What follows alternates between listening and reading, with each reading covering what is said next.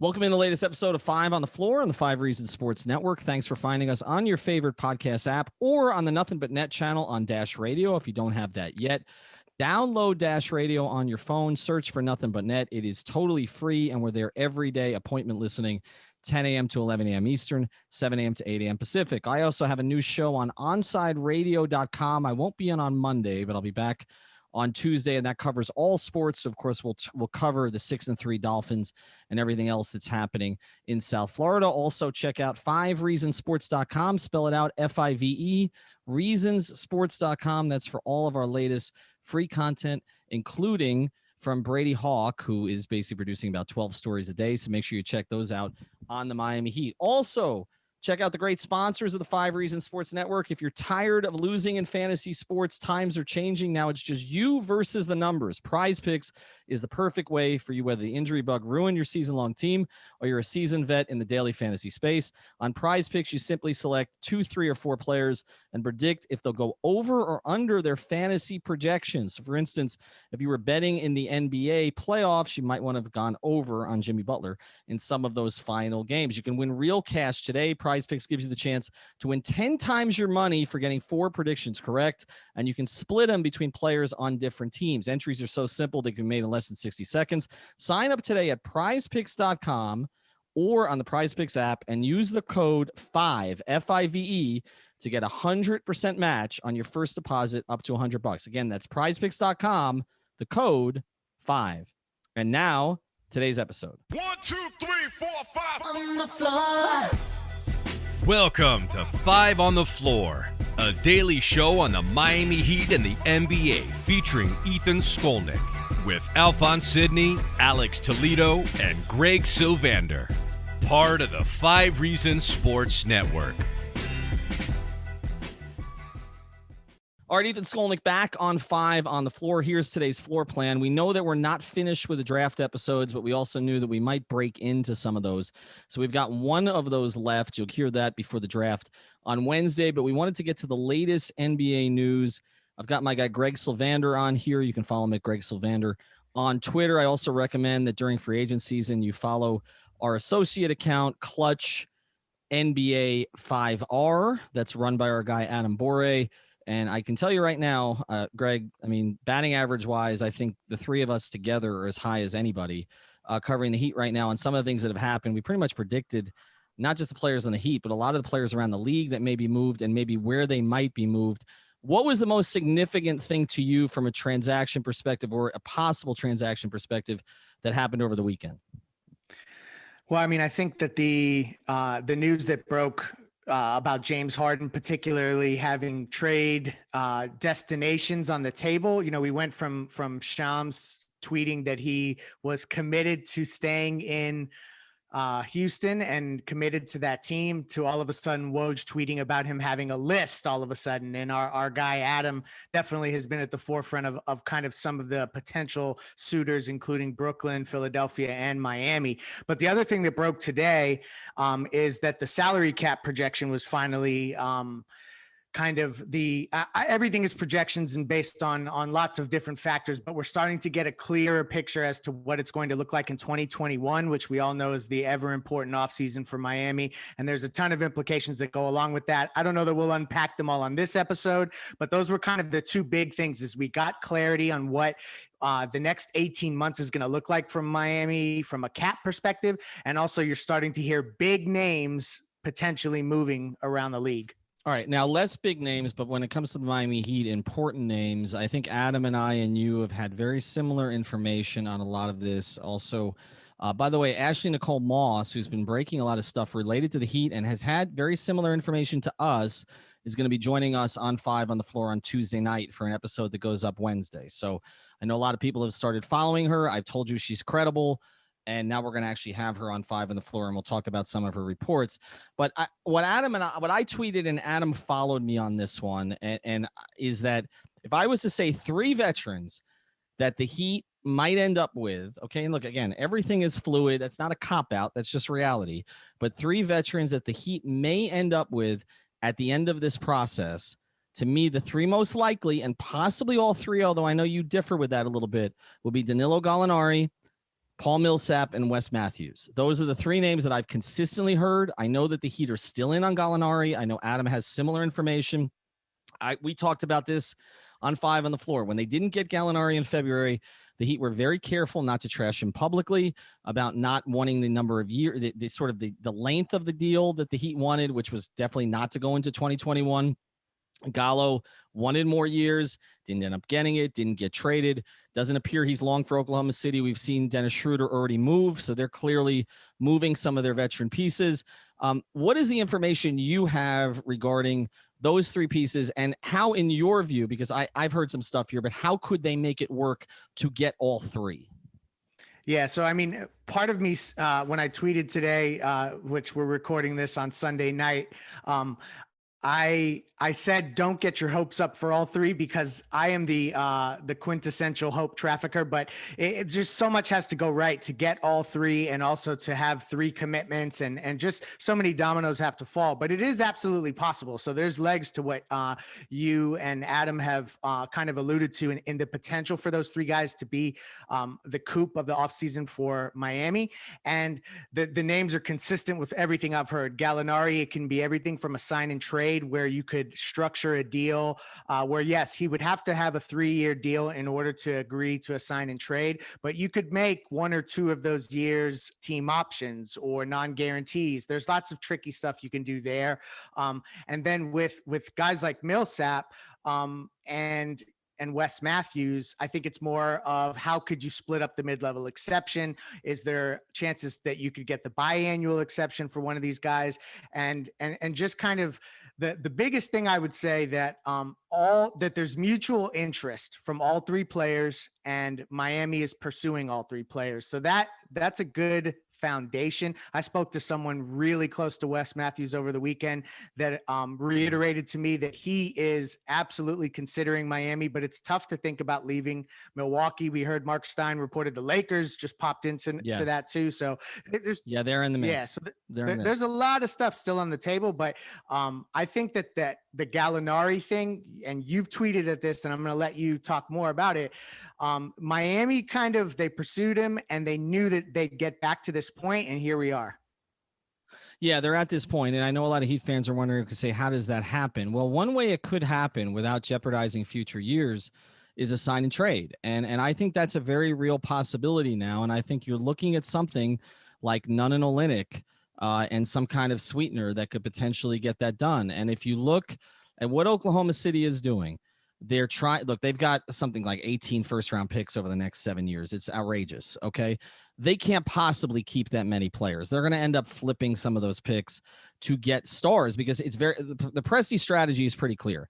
You cannot get a star to come to Oklahoma City. They got Paul George, but it was an unusual situation. You have to draft the stars, or you have to trade your draft picks for the stars. Those are the two ways you got to go if you're in the market like that. So he's accumulating all these first-round picks. He could technically take the Heat's 20th pick off their hands and add another to his war chest, or he could take a young asset like Nunn, who could keep them somewhat competitive. They just lost Schroeder as a guard. They've obviously got, in Shai Gilgeous-Alexander, they've got one sort of star guard in Rising. They're probably going to move Chris Paul, I believe. And so Kendrick Nunn could slide right in there as a starter in his mid-20s and at least score and give them something while they're kind of building this thing out. I think something like a package of Nunn and Olynyk may make some sense there if you sweeten it. And then you do look at splitting the mid-level between Millsap and Wes Matthews. Now, let's look at what these, and again, it may not end up being these three, but these are the three that my sources keep bringing me back to, okay? Let's look at what each of them would bring. Let's break it down. Gallinari, specifically, is he a starter on this team from day one if they get him?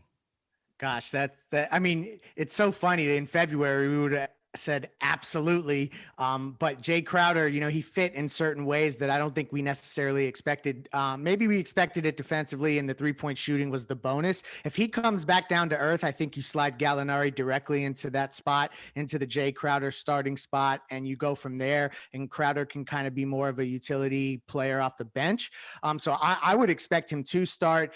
He was, he had a really underrated offensive season last year. He was, really efficient from outside. So I feel like he'd be that stretch big that you definitely could fit right in. He averaged 19 points a game, 41% from three, shooting 7 threes a game, 61% true shooting percentage. He had a totally underrated season, and I think he'd be a perfect addition there. Whereas the other two guys, to me, feel more like depth signings. Yeah, all right. So let's get into both of them. I'm with you. Gallinari to me starts right away. I know there will be some questions defensively if you have him and Duncan and Tyler in your starting lineup, even if it's Tyler instead of Dragic. You know, you're talking about sort of three at this stage below average defenders, along with Jimmy and Bam, but also three elite shooters. So I feel like the Danilo thing is adding strength to strength, right? Like and the Heat believe in that, by the way. They do believe in that. And you know, you can make your shooting such an incredible strength that, you know, not only is it sort of overwhelming now, but it's also something Giannis looks at and is like, I have to join this. Yeah. And then obviously you shuffle the deck again because, you know, you got to figure out a way to play all these guys together. But their interest in him is very real. They're not particularly concerned about some of the defensive issues. They're not particularly concerned about the durability. I know when they tried to trade for him in February, I asked a lot of questions about that. And they said they felt that a lot of it was fluky type stuff. They don't think anything's long-term and that he's been reasonably durable of late. So I think they think if they got him in their program, he could be effective. Let's look at the other two. I know you said it's depth. And I think that's one of the questions, especially when we start with Wes Matthews, because Wes Matthews started in Milwaukee and very well might start in LA, right? Like Danny Green's gone. Is Schroeder their starting point guard, or are they bringing him off the bench? But I mean, they got KCP, but not a lot at the guard position. Wes is kind of the perfect type of player to play with LeBron, covers up some stuff defensively, can hit open shots. I don't know necessarily that Miami gives him a better role than either of those two teams, but I do think if he comes, it's with the intention of him being in the rotation and potentially being a starter. I don't think it's just sort of adding a 10th or 11th man to the, to the back end of the rotation. You're right. You know what? I actually probably am underselling his potential to be a starter because I think that there would be something to the idea of balancing the lineup in a way where Wes Matthews could slide in and be a starter. And maybe that's how you pitch it. There's also, and our friend of the program, Albert Nama, tweeted a little bit about this regarding the cap holds associated with Duncan Robinson and Kendrick Nunn and the Heat. And I'm not saying they would make basketball decisions based on this, but there are certain circumstances that would behoove them to potentially not start those guys because of the way that their cap holds would shake out for 2021. So maybe there's also a balancing act that could be done there, particularly in Kendrick Nunn's case. And I know he started so much last season. So maybe Wes Matthews does find his way into the starting lineup. And, with Gorn I know he said he's 100% when he, in a recent interview, but maybe you bring him along slowly and you do find enough minutes for everybody, because to your point, Millsap is also a guy that you would think as he's evaluating his options is probably going to be sold on a starting spot elsewhere also. Yeah, let's get into him now. So to me, the Paul Millsap thing, I know people talk about it with Jay Crowder and they say, well, you can make the money work for both. You could, but I don't really know from a rotation standpoint that it makes sense. Like there's so much duplication between, look, Jay Crowder was never an all-star. Okay. It's not going to be an all-star, and Paul Millsap was, but Paul Millsap's not going to be an all-star again. At this stage, their games aren't that different. Like at a certain stage they were, where Millsap was a go-to scorer. He's not that anymore. He's a stout defender, a hard worker, and he can make a three. And, he has more of a low post game than Jay does, obviously, and more skill down there. But primarily, like, there's not a lot of difference between what you're going to get from the two of them, except that Millsap has a longer track record and is a guy you may be able to run some offense through where you can't do it with Crowder. I don't really see the need for both, Greg. Am I missing something? Because there are some that are saying, well, you can get Millsap, you can still bring Crowder back. I don't know. I mean, to me, they need another big, and Millsap's not that, and Crowder's not that. Well, and you bring up a good point. If you also are throwing Gallinari in the mix, then it's like you have a bunch of guys that are kind of that stretch four-ish kind of player. I mean, occasionally maybe Millsap can play minutes at the 5. So you do need like a true big. And this is also with the potential of a guy like Kelly Olynyk no longer being on the roster. So you do have a hole with a true big man. So it'll be interesting to see how they balance that. I think that the way that you would make it work is you would essentially have to figure out a way to find minutes at the 5 for one of those guys. And I think Millsap would probably be the most realistic option. And ultimately that's where I think, and why I tweeted that I think it's going to be a little tough to get all three, because the mix of the right amount of money, the right amount of years, and the roles is just really difficult to get commitments from all three when there's going to be, like, for instance, Jay Crowder. I think that they're going to offer him a balloon payment for 1 year, but if some team offers him a 3-year deal at the full mid-level, it's going to be a difficult choice. Yeah, it's going to be a difficult choice for them. And I also think it's a difficult choice for the Heat, whether or not they want to go further. And I think they're going to have a line and decide that they don't. All right, when we come back, we're going to talk about the Harden situation in a little more depth, and not just the possibility to the Heat, but the possibility to another team and how that might affect the Heat's timeline. Before we do, want to tell you about another great sponsor of the 5 Reasons Sports Network.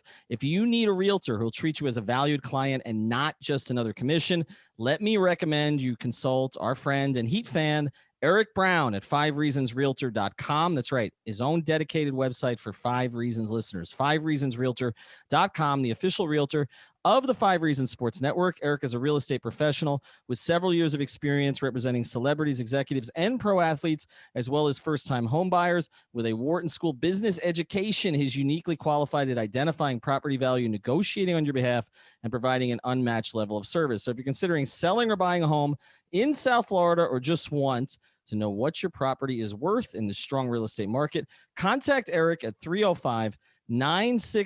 That's 305-967-9089, or go to 5reasonsrealtor.com. Find out what his specialized professional business approach can do for you today. Again, that's Eric Brown, 305-967-9089, or 5reasonsrealtor.com, the official realtor of the 5 Reasons Sports Network.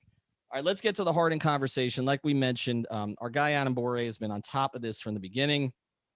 Now the national guys, including the 2 prominent guys, are tweeting stuff 2 weeks later.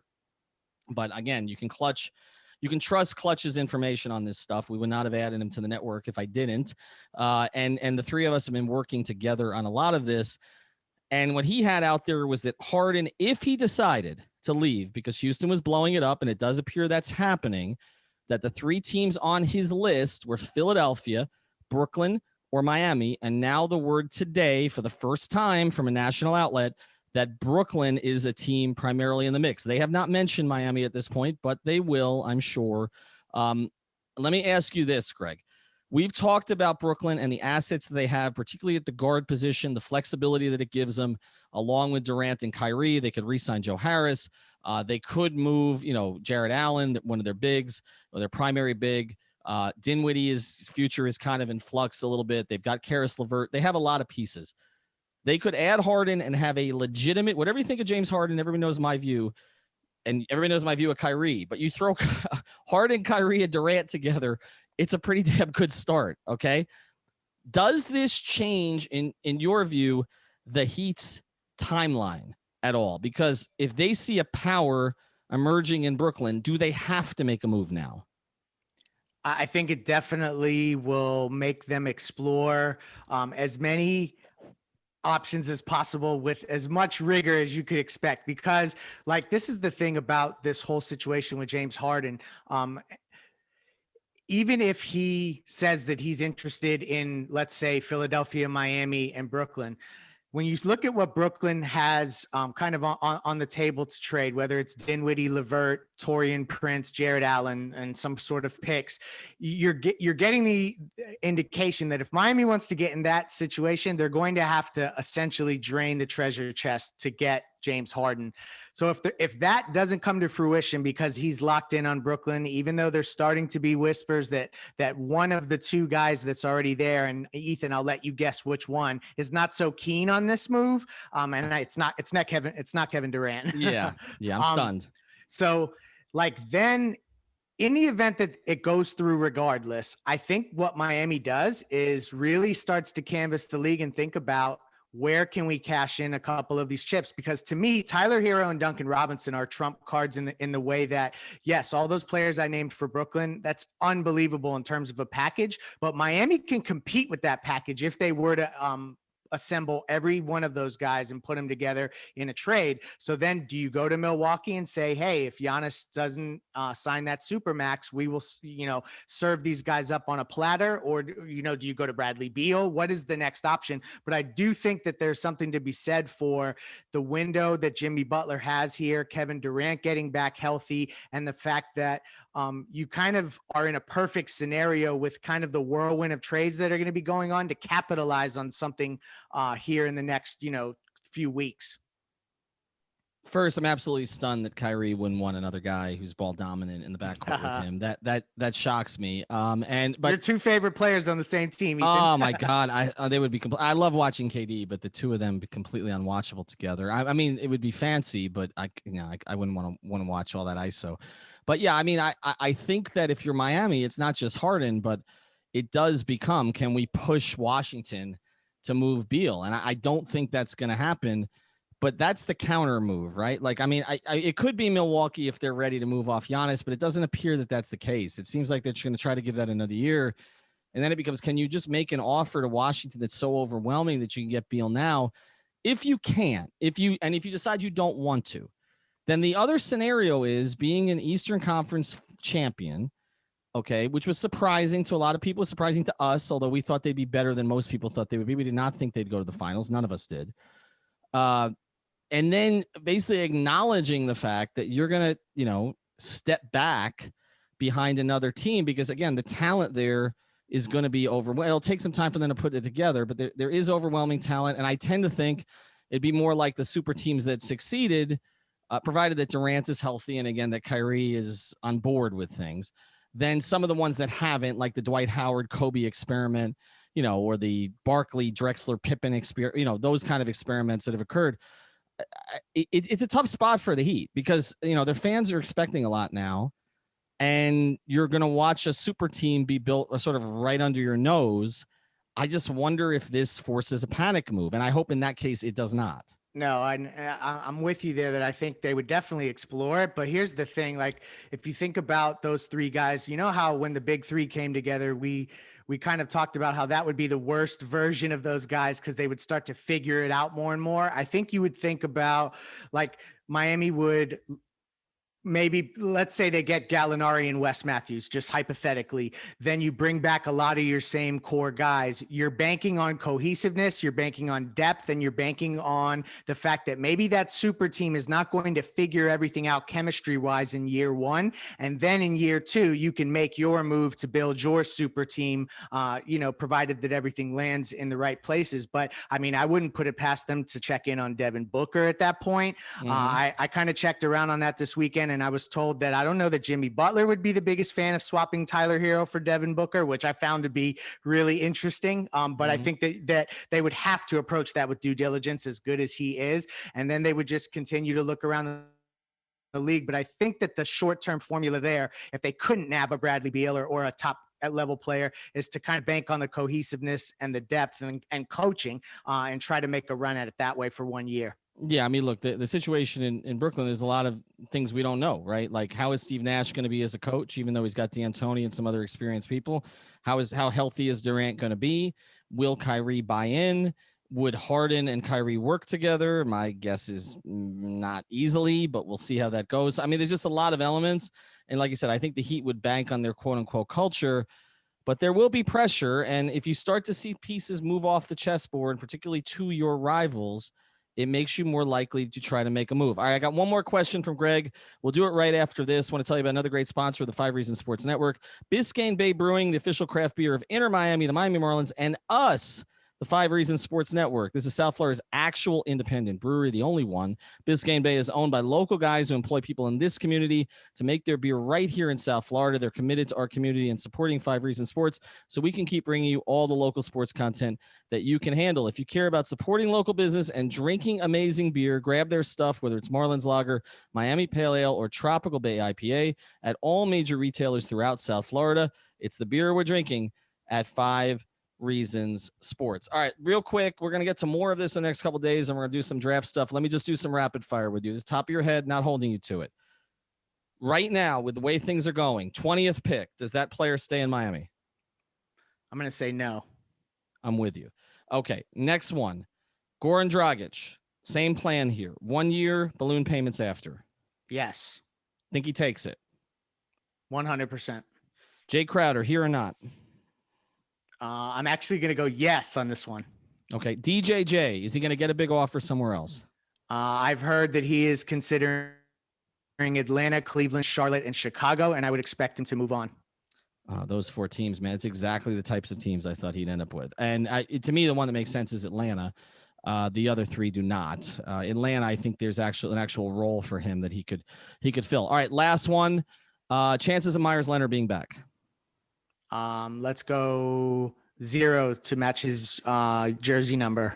Wow, you're that low now. Okay, I thought it might be 20%. You know, he's kind of a fallback option if some things don't work out and maybe he doesn't get the offer he wants in the market, but you think it's 0. Yeah, I just he's exited Hassan Whiteside's house. We all know that's where he was renting. Yes. Oh, he was there. And I just don't know that because Hassan is not going to be moving back to Miami this offseason. So that house is going to be available. So I don't know why you'd be moving out of it. And I just think he's looking for a bigger role. At least he can be promised as a reserve elsewhere. And I don't think Miami's willing to necessarily even give him that much of a guaranteed role. So I would say no, he won't be back. All right, more episodes coming up. Obviously, we've got the Bigs episode that's already up. It's Wings we're doing next. Is that right, Greg? I keep forgetting. You're right. We're going to blast through the Wings before the draft, and then anything else that pops up before then. All right, and we'll probably have Adam Boré on here at some point. I mentioned Ashley Nicole Moss is going to be coming on with us on Tuesday, so we'll bounce some of these ideas. Live stream Wednesday for the draft. Alf's hosting. I'll pop in, but Alf is hosting. We'll also have a pod. I know you want him to host. We'll make sure he's sufficiently inebriated so that he can't pronounce any of the players' names. And then on Friday, we'll start free agency with a stream. So everything's going to be going on our YouTube channel. Check out 5reasonsports.com. Buy the T-shirts. Thank you for listening to the 5 on the Floor on the 5 Reasons Sports Network.